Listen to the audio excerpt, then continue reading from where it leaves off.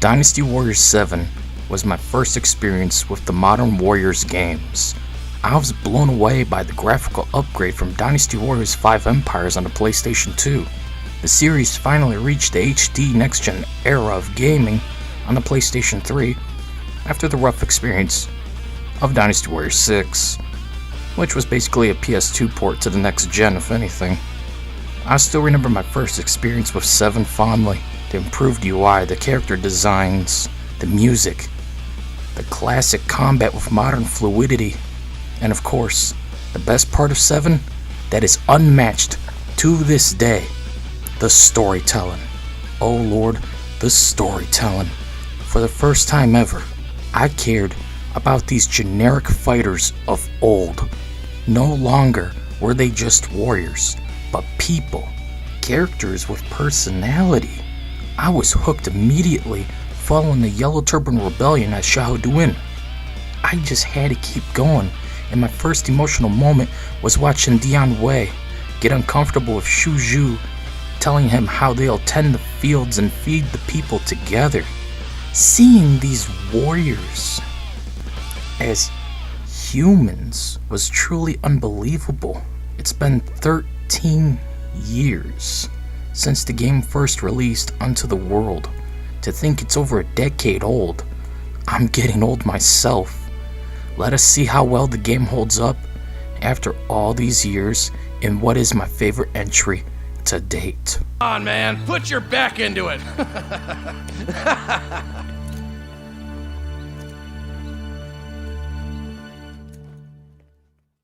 One massive change to Musou mode that was introduced in Dynasty Warriors 7 that was sadly scrapped in later games was the improved storytelling. For the first time ever, they were humanized from these generic warriors to people with personality and character. Before, I couldn't care less who lived and who died, except for Sun Jian. I will always cry for him. Father, listen, Sir.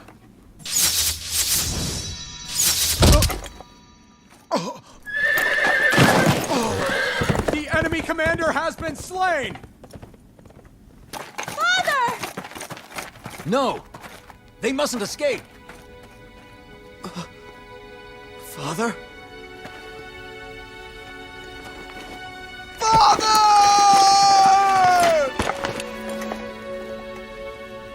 I'm sorry. My death will only hurt you more. You can't die. I still haven't said... Please. My son. You must lead the people your own way.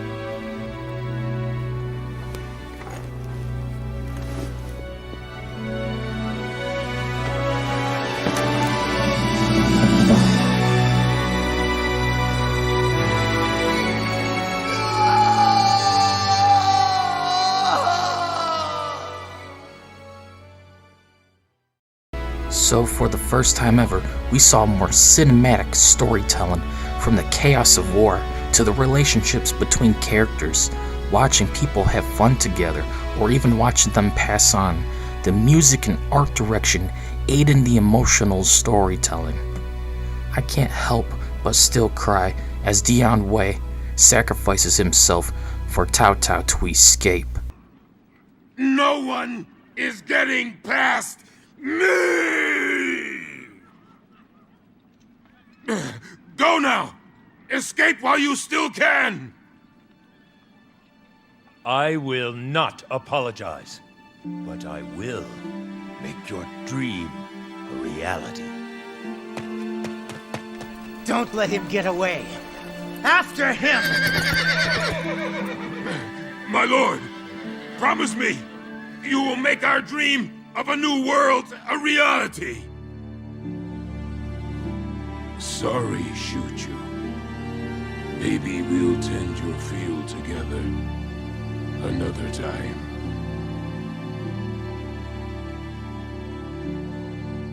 Afterwards, his anger for his would-be assassins wanting to avenge Dian Wei I felt Tao Tao's emotions, and the music kicks in as Wei forces storm the castle. I was invested for the first time ever in these characters and their dynamics, playing through each faction one by one, with the newest inclusion being Jin, who you should play last. Now we can finally experience Sima Yi's path to betrayal and building the foundation of what would later become the Jin dynasty that would rule over China for a long period of time. This story mode is full of character and is a long experience. Unlike past games, the Musuo mode is packed with content.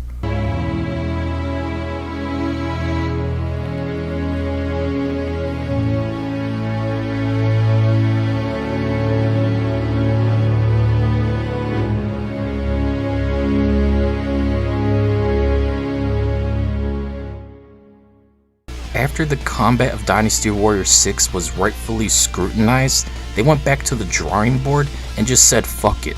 Let's just remake the old combat system with the combos and everything, but change the Musuo to now be a unique move per character's weapon. The end. And you know what?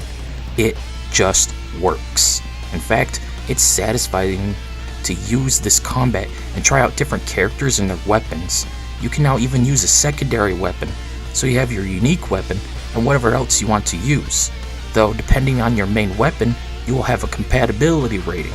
This means certain weapons are paired better than others and offer more bonuses, but your Musuo will always be your main weapon. So Lu Bu will spawn a ball of energy to blow crowds away, even if he uses Sun Jian's sword. Another thing about the combat that I will never forgive is the removal of the jump strong attack. So this means if you jump and try to strong attack, nothing happens. You can only jump light attack. Why? This was in there since the classic era of games. Why remove a basic combat move like jump strong attack? Oh well, it's not a deal breaker, but my memory wants to use it all the time, especially in crowds like in the older games. Kind of like going back to Dynasty Warriors 2, but there was no recovery button with the L1 button. That was only added into Dynasty Warriors 3 onwards. Thankfully though, another addition to the combat is a second Musuo attack. Depending on the character weapon, you may have to jump to use it, or press and hold R1. You can also use skill points earned during gameplay, or bought in Legend mode, to unlock new abilities like the Musuo, second Musuo, and increase stats. Is that all you lot have?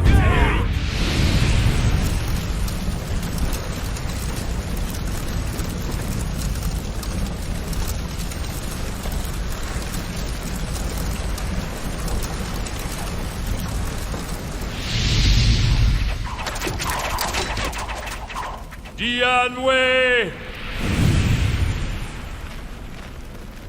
Oh, it's a demon!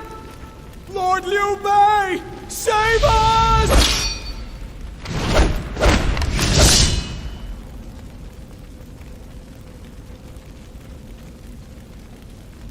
Someday soon, your head will be mine.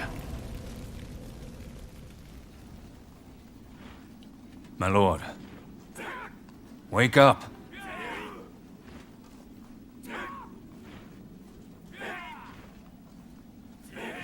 I was dreaming.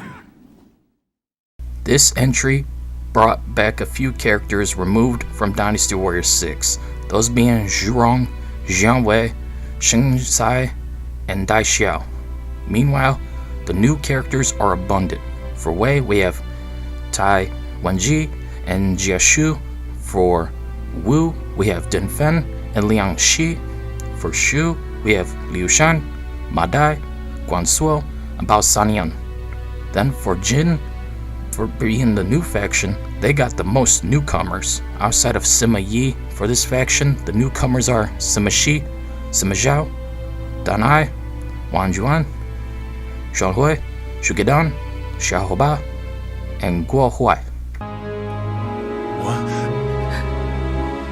The traitors have taken his head and fled to Wu!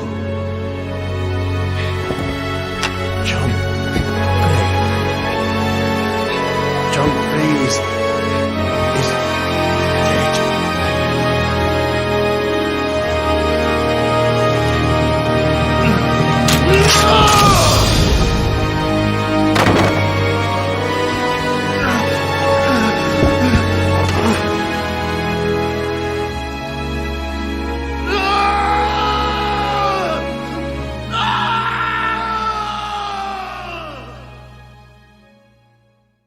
Dynasty Warriors 7 didn't offer a free mode. This caused controversy with the fans, but honestly, I'm fine with it not being here, as Conquest mode offers tons of more things to do, with different scenarios to play with, interacting with all the different characters, with what-if scenarios and all types of stuff. Building bonds with them and summoning them to aid you in battle, getting new weapons and loads of gold to buy new stuff, exploring the capital of every territory to meet various characters, traders, and even the scholar, who gives you quizzes. If you answer all these quizzes correctly, you will get unique rewards. These are not easy questions, and you will indeed be challenged if you are not a hardcore Three Kingdoms fanboy. Chris Gildart, you've been summoned. The last bit about Conquest mode to talk about is the DLC. With these, you have remakes of older stages from Dynasty Warriors 2, 3, and 5. Mostly Dynasty Warriors 2, with every single stage being playable. This is awesome, seeing these classic PlayStation 2 stages remade in HD. There's some cons to them, such as the atmosphere isn't accurate. The Yellow Turban stage, for example, doesn't have the sandy tone and fog. Also, Hulao Gate doesn't have the snow in various areas, unlike in Dynasty Warriors 2. But that doesn't bother me. I still enjoy these classic stage remakes, especially because they appear in Dynasty Warriors 7 Empires as well. Xtreme Legends introduces a new mode called Legend Mode. Here, you're in charge of a rundown town and must restore it over time, gain new titles, and complete various battles, which are mostly random, forgettable battles. Though there's a few Xtreme Legends unique stages where it follows certain characters, to which if you don't play as them, they just appear alongside everyone else. But in the cutscenes, they're all about these certain characters that were introduced in Xtreme Legends, or others who did not get any screen time really in the main story of the base game. As you upgrade your town, new facilities become available, such as a blacksmith, traveling trader, and scholar. You can appoint one unique officer to be in charge of things, which changes the mood of town and in turn changes some stuff up. But overall, this mode is pretty forgettable and is just more stuff to do instead of meaningful stuff. Aside of the unique stages such as Guan Ping trying to prove himself to his father, or Xiahou Ba escaping Jin forces to join with Shu, the mode is just not that worthwhile. It's good if you need to get your weapons tended to by the smith, or to get more gold, or buy stat increases from the scholar. Overall, it's okay, but after the story mode, it's hard to go back to this more old school generic battle mode of just random fights like the older games. It's just a bit jarring. Lord Liu Shan. Lord Liu Shan. I've been looking for you. Do you know what time it is? Not really. It's time for your training. I'm sorry, but I don't feel so well today. How long do you think you can keep using the same excuse? Okay, let's go and get your sword.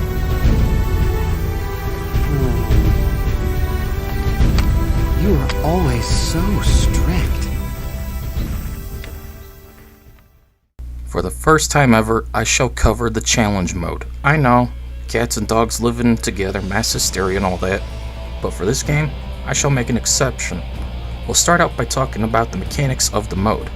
You can select any officer and weapon you want, except everyone has their default stats and weapons, so no matter what you have unlocked, you must use the weakest weapons and your stats don't matter anymore, making the combat more grindy and challenging. Which makes sense, I guess. All officers are available in the mode right away too. As for the challenges, we have Rampage, where you must defeat as many troops and officers as possible within the time limit or till you're KO'd. Bridge Melee is about knocking enemies off the edges of the platform you're on. They can knock you down and you can easily fall off as well. They cannot take damage, but do get knocked around by your attacks. Speed Run involves you trying to reach the destination as fast as possible. And finally, Arena is fighting every officer over and over again, getting as many KOs as possible within the time limit or till you're KO'd yourself. We'll start with Rampage mode. Here, you fight within the castle walls, taking on troops and officers continuously spawning in. Every time you defeat an officer, another appears to challenge you. You will only fight a small selection of officers here and see them come back over and over again. You gain items by defeating Lu Bu to get a recover all item. Lu Bu appears after a while to challenge you. When defeated, other officers and troops will swarm the area. Rinse and repeat till you're defeated or you survive the timer. There's no rewards for challenge mode, it's just a tacked on experience, which is what it always was and will always be. For bridge melee, you must knock the troops and officers off the platform bridge to get KOs. If you get knocked off, it's game over.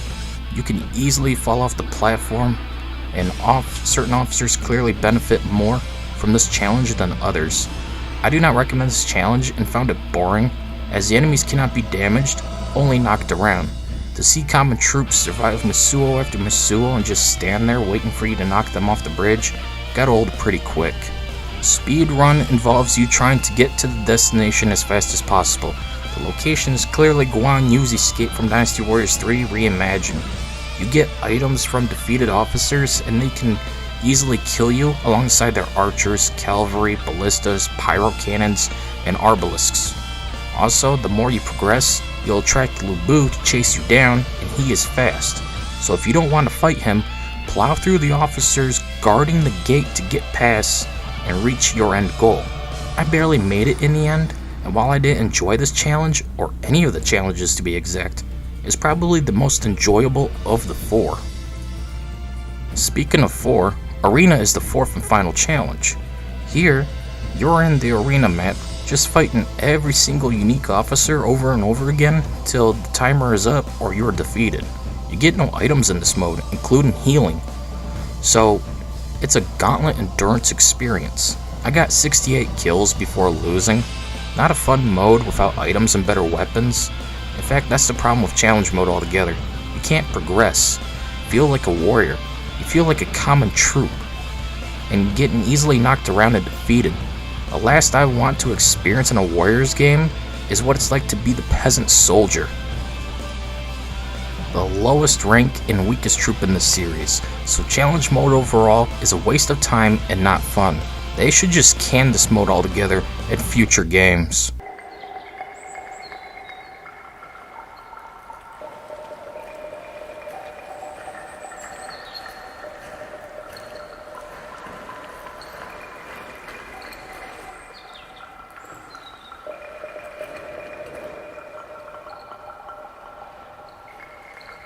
Master Ding Fang.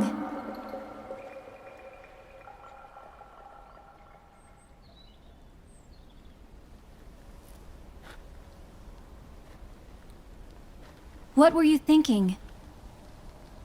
I was just fondly recalling the beautiful sights of Wu.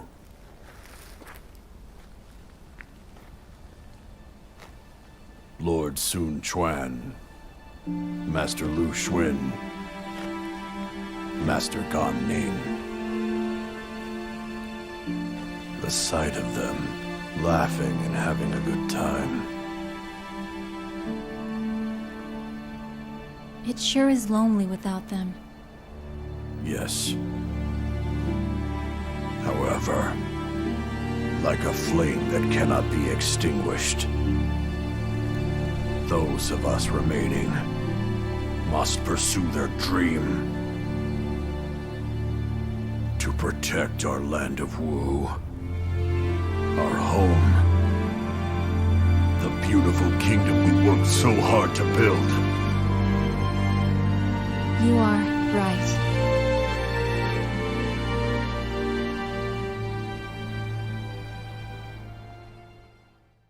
The soundtrack has seen an overhaul, akin to Dynasty Warriors 6. 7 focuses more on grand scale, with more emotional tracks and less generic and techno of old.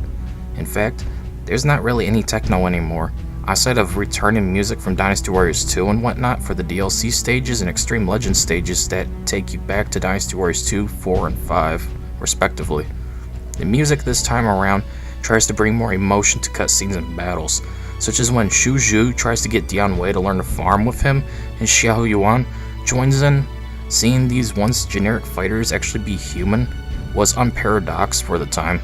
It was a step in the right direction. I cried when Dian Wei sacrificed himself so Cao Cao could escape. I could feel the rage Cao Cao felt in wanting to avenge Dian Wei afterwards, bring an army to kill his would-be assassins. The music has its happy moments, sad moments, angry moments, and adrenaline moments. It's truly a unique breed, still unmatched to this day by any other Warriors game. The PC port is a mixed bag, as to be expected from Tecmo Koei, which sucks because this is the only real problem with Dynasty Warriors 7 Xtreme Legends Definitive Edition. Of course, outside of the mediocre challenge mode, which I hope they never bring back. It's just a tacked-on mode to give you a false sense of a more value for your money. Anyways, the PC port has its problems in controls or the lack of, stability, performance, and of course, backwards Japanese button input. You cannot use the D-pad for anything in the game. The circle/B button is confirm, and the X/A button is to cancel. This is the Japanese layout, not Western. We in the West have always used X/A to confirm and circle/B to cancel. Outside of Final Fantasy VII for the PlayStation 1, that is. I will never get used to this and have made many countless canceling things through the UI. Sadly, you cannot change this in the settings. It's hard-coded. The next problem in the PC port is stability and performance. The game will crash randomly, especially during Masuo attacks. It also likes to slow down randomly for no reason, no matter your settings and PC specs. I'm guessing that this is the engine choking on itself because Omega Force still hasn't figured out that less is more, as we don't need all these pointless soldiers on screen just standing around doing nothing.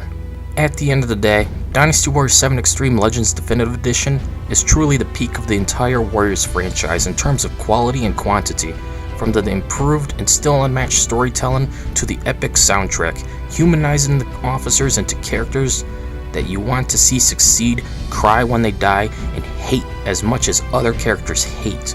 Truly an unmatched gem of Warriors, all bundled together for $20.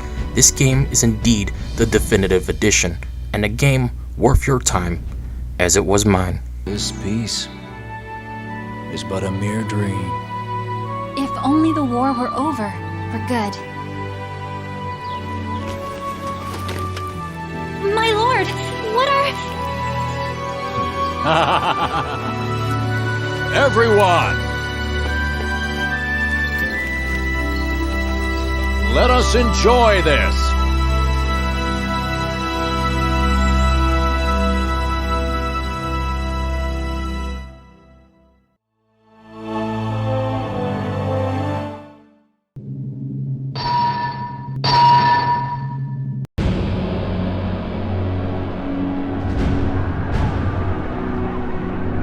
Here we are with the very last Dynasty Warriors game I've got to cover. I'm tired, I'm burnt, I'm sick of Warriors games, and I'm so glad this is almost over with. Time for some time off after this one. Lazy. This is Dynasty Warriors 7 Empires, the pinnacle of empires with more in-depth strategy and meaningful cutscenes. A game where there's more challenge to the game outside of combat and boredom, unlike DW9E. We get it. It's also one of my favorite games of all time, a game I remember getting back in 2015 and enjoying it so much. It was the one game I had a reason to keep my PlayStation 3 around for, given the console didn't have much in the way of exclusives in comparison to the PlayStation 1 and 2. So let's get this one over with and call this long, agonizing journey to an end with one of the best Dynasty Warriors games.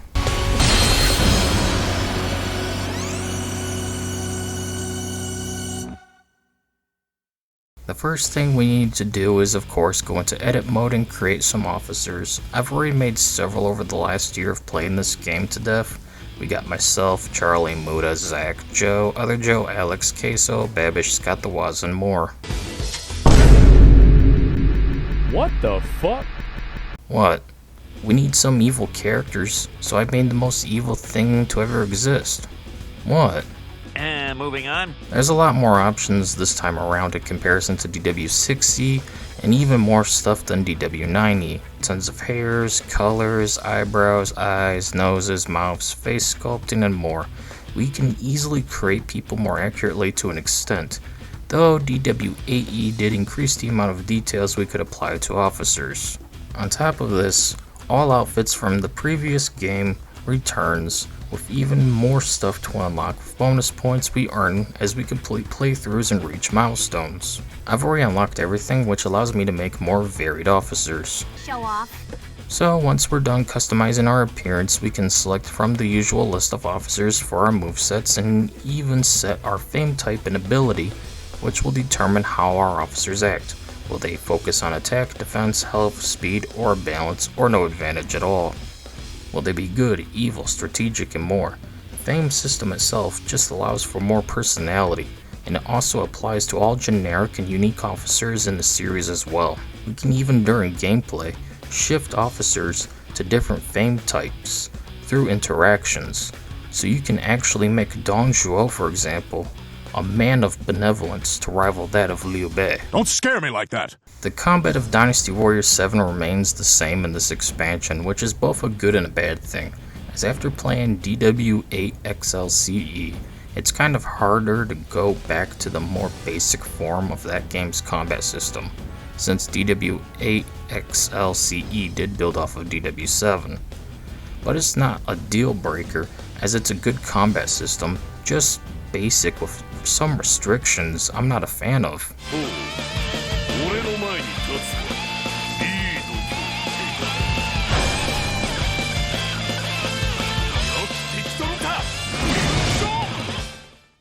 I still enjoy it, and especially with how in Empires we can encounter strong officers and get several unique cutscenes with them.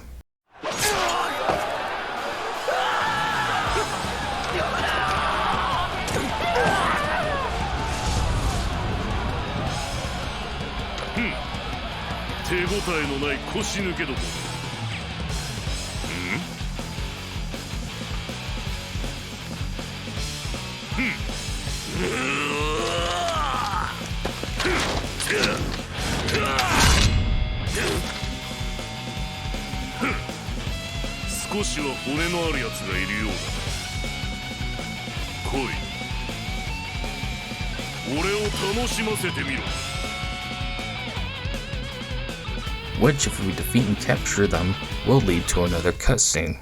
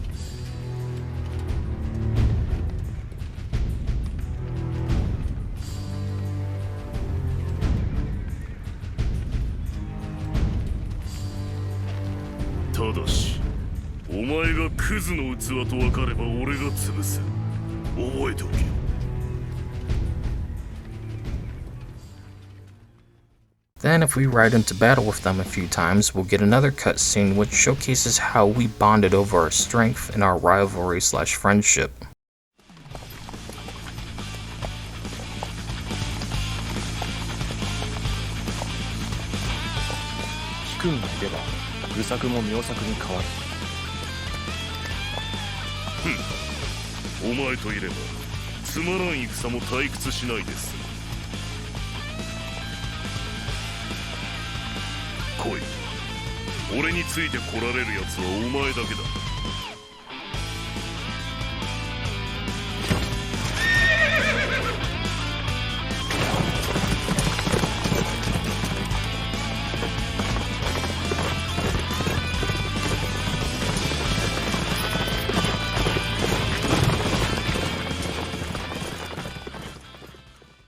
One complaint I have though is only officers seem to fight back in this game.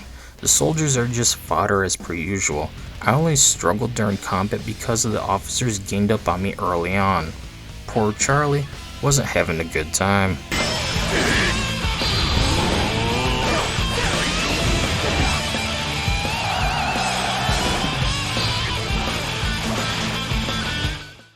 Though I did like this, as struggling for supremacy is a good thing.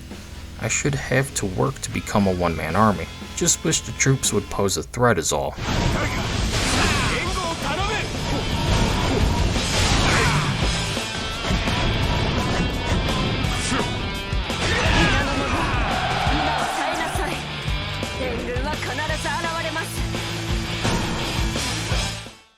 Since this is DW7 combat, you cannot still jump strong attack. Yep, they still didn't bring back X triangle back for some stupid reason.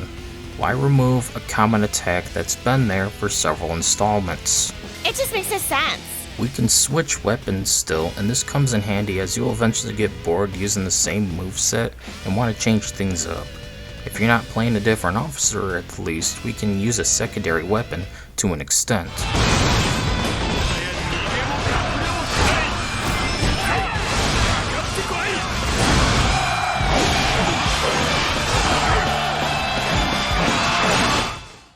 Depending on your moveset, each weapon will have varying compatibility via the stars of 1, 2, and 3. This will give you bonuses to combat, so be sure to use one with 2 or preferably 3 stars in compatibility.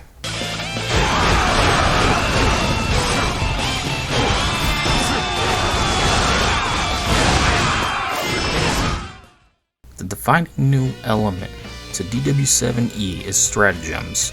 We can now alter the playing field with various kinds of abilities. These range from setting enemy bases on fire to flooding the entire battlefield. We can set up ambushes or call in elite troops, cause a rock slide that blocks off entire sections of the battlefield during the entire fight, or even spawning in a poisonous mist that kills all that touches it, including allies.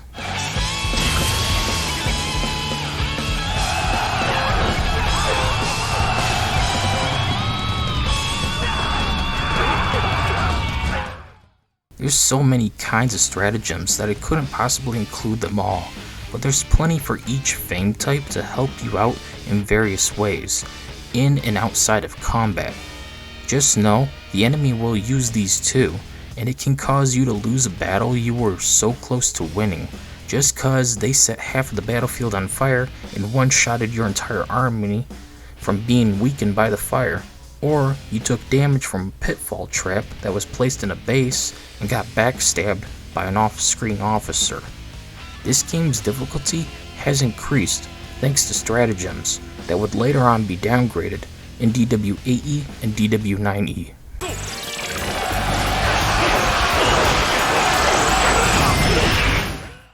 When it comes to setting up an Empire's experience, we have the usual settings.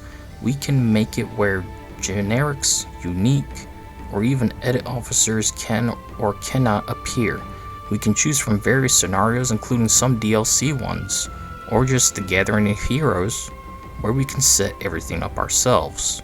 If we have enough bonus points, we can even have all the weapons, items, and animals at the start, though this is expensive and I wouldn't recommend it. As we set up our scenario, we can decide who we want to play as, if we start out as a single officer or as a ruler, and if we want to use a kingdom/team instead of separately to keep certain officers together with a unique name. The last thing we can do is edit kingdoms/territories before starting our playthrough. This allows you to set up who appears and where, who has what territory, and overall amount of officers and more. Though you cannot have more officers than the default limit, so giving yourself more territory will not include any officers inside of it, only for the AI, which is, well, bullshit! After we're all set, let's begin playing Empires.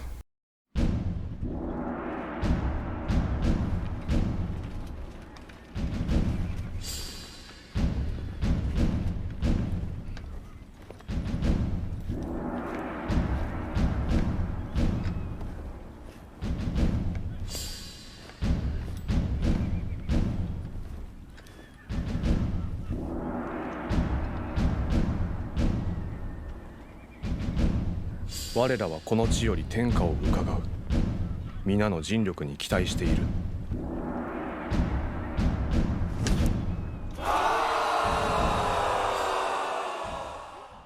Using various policies, you can sculpt your kingdom and future accordingly. Whether you want to focus on things like investment to increase gold income, training the soldiers so they become more elite,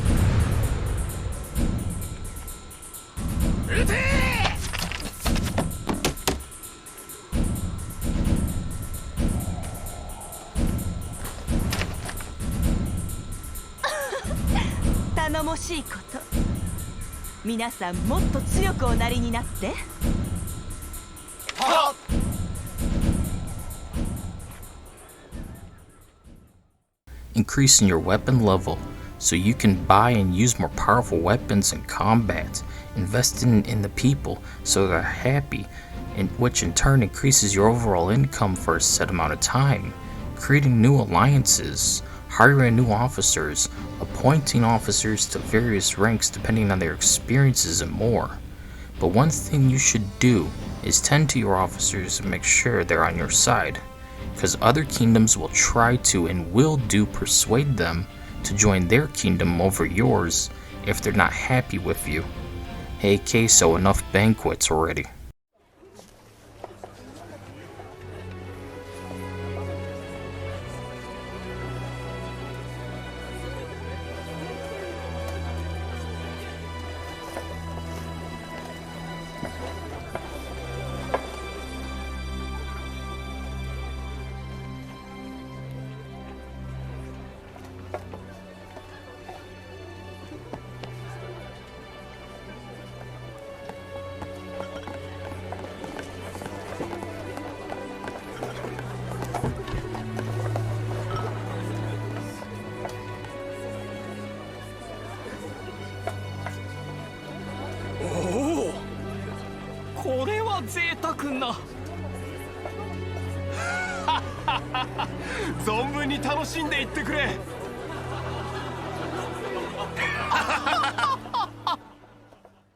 As your kingdom expands, and based on your policies, you may have a prosperous kingdom where the people and officers are happy.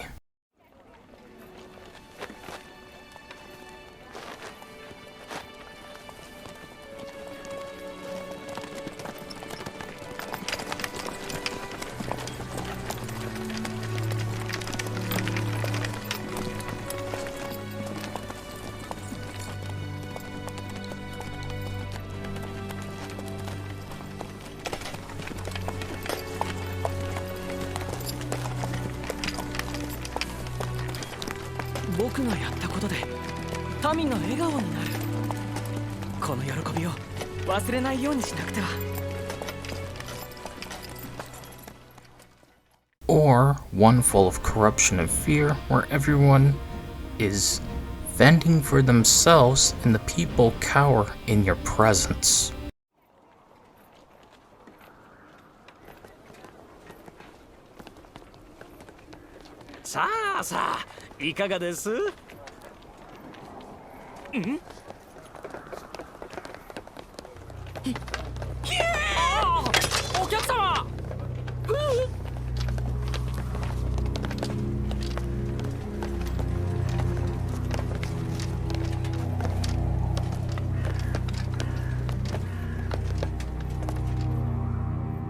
Tamiの反応は正直だね。ま、なるようにしかならねえってこった。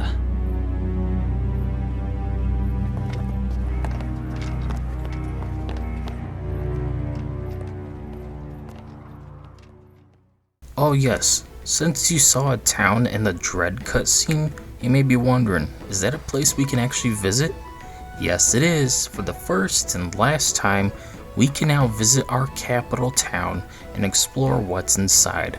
looking around, seeing our prosperous kingdom in action, interacting with the people, our fellow officers, buying stuff from the shops like new outfit parts, weapons, items, horses, and even changing our room from a boring table into a throne room fit for a future emperor. "一計ここになれり。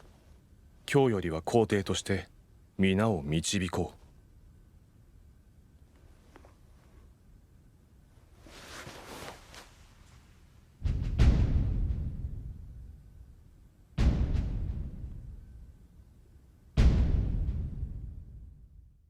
You can use various actions during the policy stage of the game, which can allow you to grow closer towards your fellow officers, with unique actions unlocked with increased fame of various types.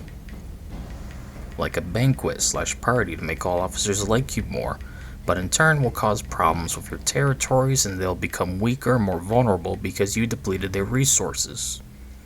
So it's a choice of making friends and weakening your kingdom, focusing on your kingdom, but officers may just end up leaving due to low relations and your fame type clashing.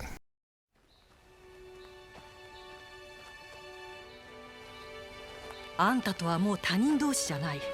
義兄弟なんだ。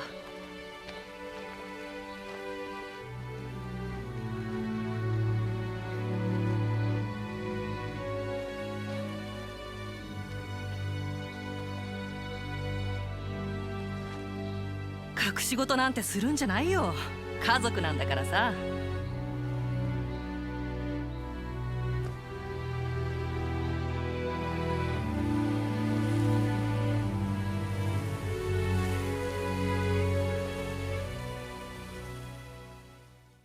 As you build relations with your fellow officers, you can eventually get a love confession of sorts.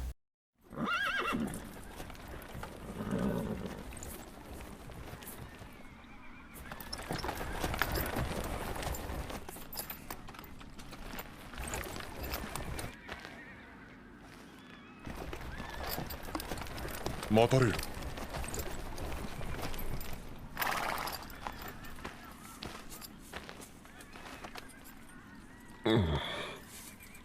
どうも貴君と対すると考えをうまく言葉にできぬ。策を練り直してこよう。時間を取らせた。では。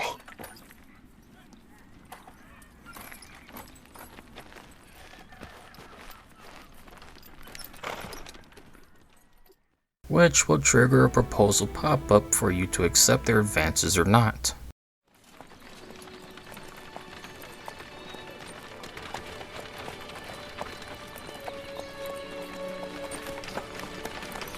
こんな男だ。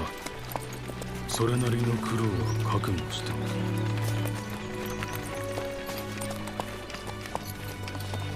だが後悔はさせぬ。それだけは誓おう。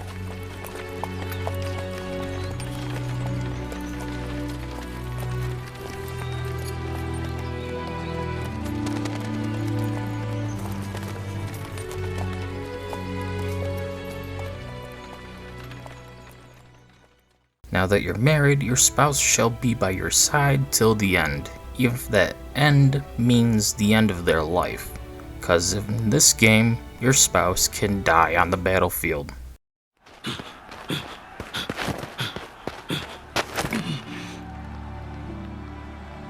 我が策、ここに尽きるか。待て、まだ行くな。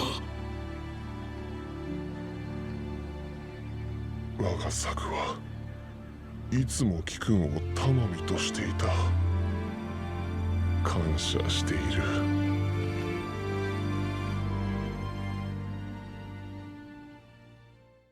One of the key ways to ensure your kingdom's survival is to form alliances. This way you can have reinforcements during battles and have one less threat on your borders.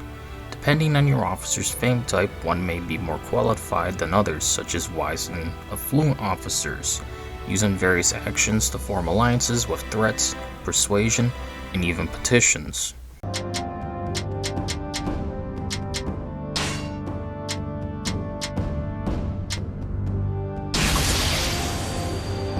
ちらで取引してもらえぬか。悪くない条件だと思うが。ああ、わかった。賢い判断だ。今後とも吉名に頼む。You can play as a free officer or even form a vagabond unit. This basically means you're a group of freelancers looking for work and any chances to gain stuff without the hassle of managing a kingdom or working under someone. As a free officer, you can complete various skirmishes to get gold, items, and weapons, while also making friends with those you work with, which in turn can lead to new opportunities. So let's talk about those.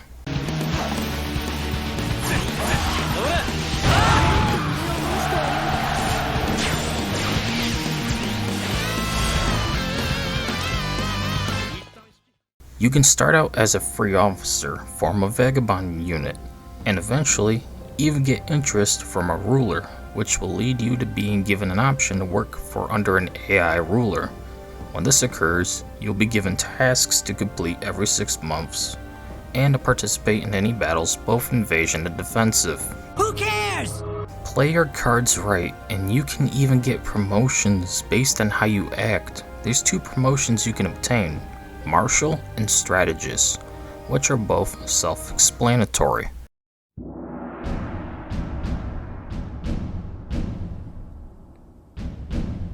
Kikun を我が大将軍とする。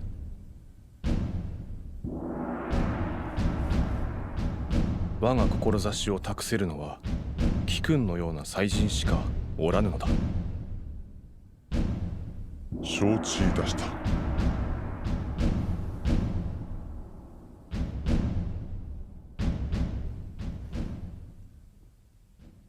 You can even raise an army against your lord, but you'll need some help via your spouse and sworn siblings.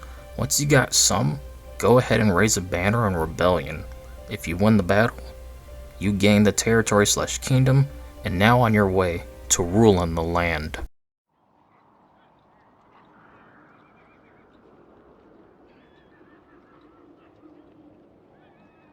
よし、まずはここからだ。俺は必ず天下を掴んでやる。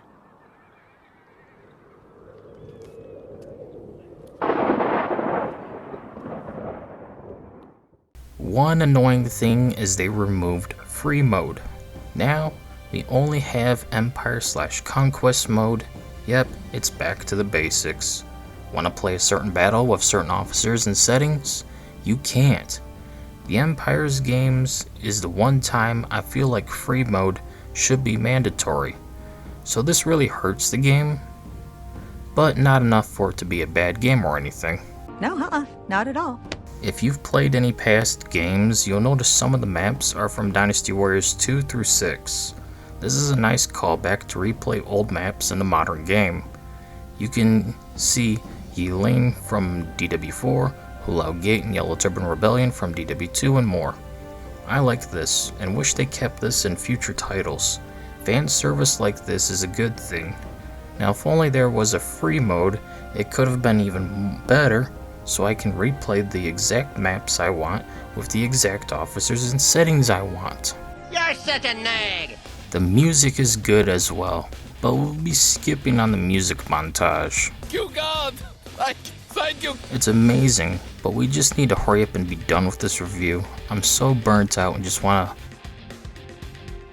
get it over with. I am so tired from all these Warriors games. Performance is a bit hit and miss depending on what's going on. This series has always and will always be plagued by frame rate issues. It can go from 60 frames per second to a chugging 15 FPS. Just be ready for it. It's not a deal breaker, of course. I love this game still. Just something to point out is all. Okay. Anyways, that does it. That was the last Dynasty Warriors game I've had to review. We made it, folks. Yay! It only took a year, but we made it alongside every Samurai Warriors game reviewed. I'll be skipping out on Warriors Orochi though. Motherfucker! At the end of the day, Dynasty Warriors 7 Empires has some problems, but is overall the best Empires game to date, from the meaningful cutscenes to the in-depth strategy that can completely change the course of a battle. Dynasty Warriors 7 Empires is a great game well worth playing. While I'm all warriored out and don't want to touch any more Warriors games for a while, I still had fun, and I'm so glad to be done with this journey. This long journey of a year reviewing 20 games before the next generation game comes out. Oh dear God, never again. This is the last compilation for a long ass time. I want to walk away and take a long, well-deserved break. But alas, that's not how YouTube works. So expect more content soon. Guess who, dick? Anyways, that's it for this video. See you all later.